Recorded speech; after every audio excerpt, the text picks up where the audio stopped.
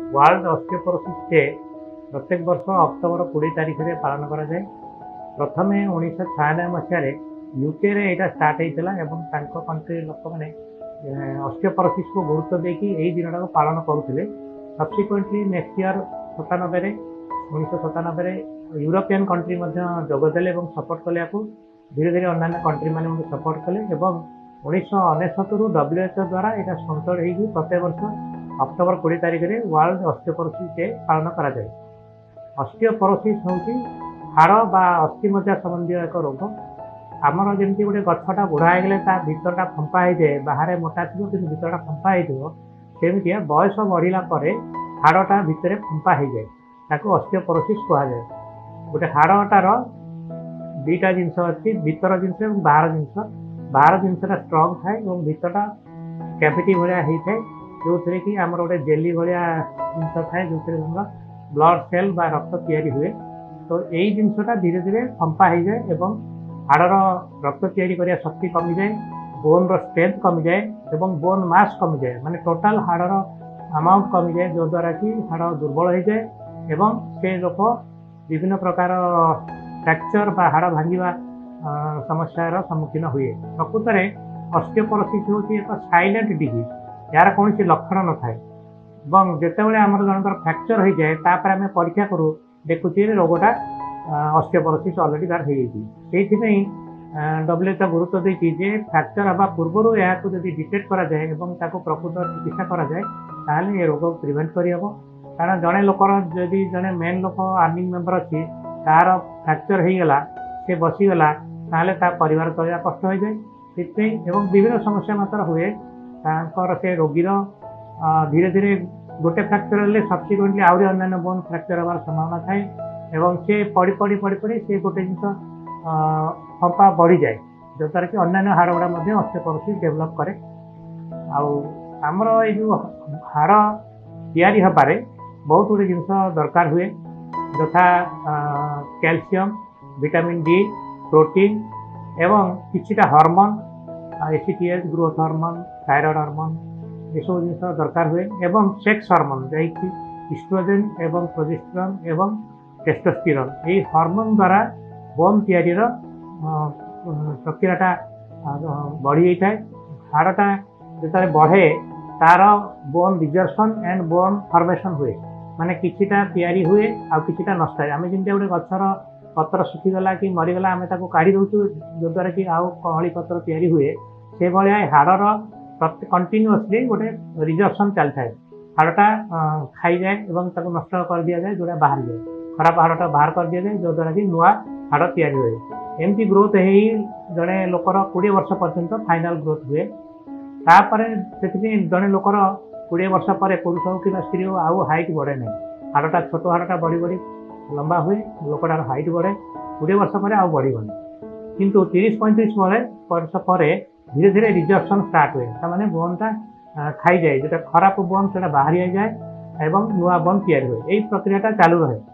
स्त्री लोक मानकर जोटा कहली इस्ट्रोजेन हार्मोनटा बहुत साहाय्य करे। मेनोपोज माने ऋतुस्राव बंद होगा साधारणतः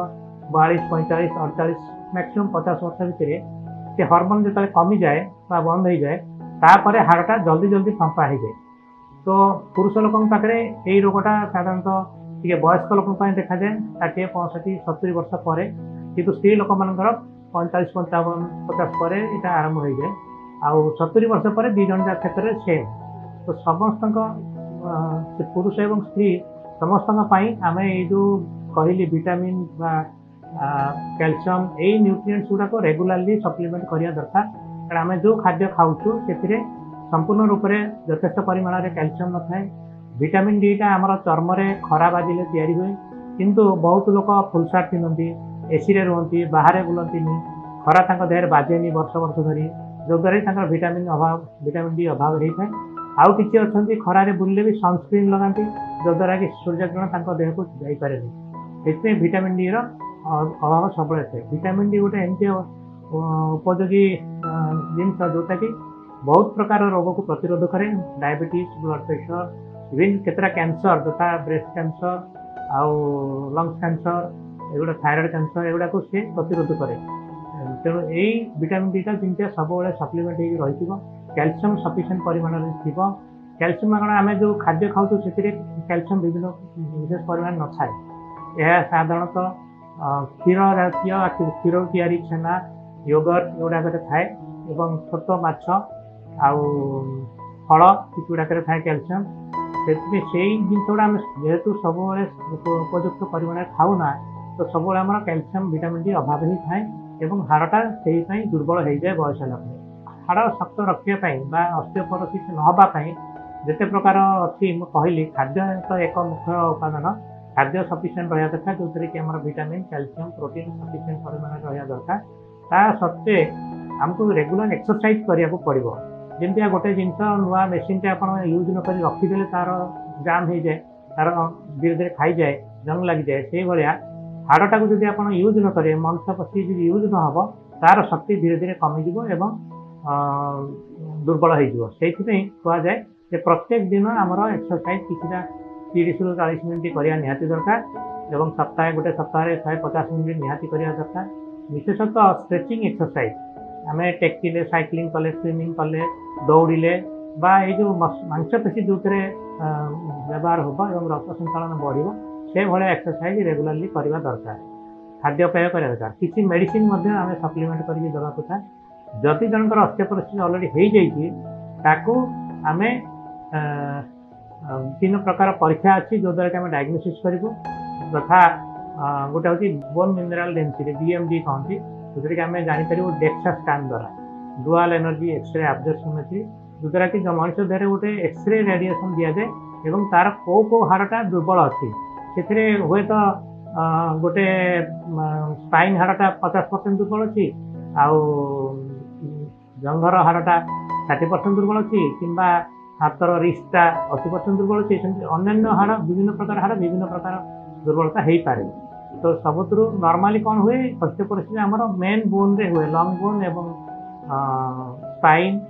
आउ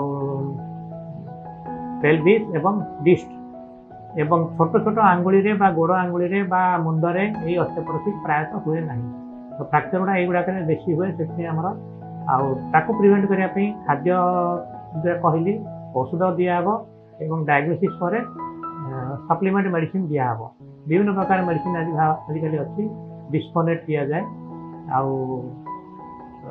छड़ा केतोटी माने एक्सीडेंट न होगापाई फ्रैक्चर न होगापाई वयस्क लोकों आम केतटा सतर्कता अवलंबन करा पड़ो यथा जड़े वयस्क लोक राति जब परिश्रा उठो से बाथरूम जावाई सफिसीएंट लाइट हो दरकार कारण से बेले बेले जापारे पड़ जाए झुंटिकी पड़ जाए घर भितर जब चलुँच स्मूथ सरफेस अच्छी से सक्स फक्स पिंधिकी चलिए स्लीपरी जोता पिंधिले गोड़ खसीजार संभावना अच्छे पाहाचरे सीढ़ी जब उठुंट से हाथ धरिकी साइड्रे बार रेलिंग बार धरिकी उठे एवं स्लोली उठे जल्दी उठापी चेष्टा करेंगे जो द्वारा कि हाड़ भांगी जावार संभावना अच्छे ऑस्टियोपोरोसिस साधारणतः कौन हुए जड़े लोक जदि निजर हाइट जी अच्छी से हाइट रु जदि जन डेइब तार जब हाड़ भांगीगला जानवे जे ऑस्टियोपोरोसिस हो अधिका उच्चार तो अन्य लोक भी भांग किंतु अल्प हाइट रु जब जड़े पड़ी हाड़ भांगी जाऊँगी बाथरूम में पड़ला बेलू पड़गले गोड़ खसीगले गोड़ हाड़ भांगी जाऊँगी मोस्ट लाइकली ऑस्टियोपोरोसिस जो हुए ऑस्टियोपोरोसिस लोकर बहुत क्षति कराए परिवार क्षति कराए घर आर्थिक अवस्था दुर्बल कराए मानसिक स्थिति को दुर्बल कराए बहुत प्रकार साइकोलॉजिकल डिप्रेशन भी से लोक को हुए से रोग द्वारा जमी विभिन्न लोकटे आक्रांत नहब ताकू प्रतिरोध करने आमर यहाँ osteoporosis awareness day world osteoporosis day पालन कराए वर्षर थीम रखाई इट्स अनएक्सेप्टेबल माने यह ग्रहण योग्य नुह माने जड़े लोकर ऑस्टियोपोरोसिस हो ग्रहण योग्य नुह तो नहबापी आम सब प्रकार चेष्टा करवा उचित।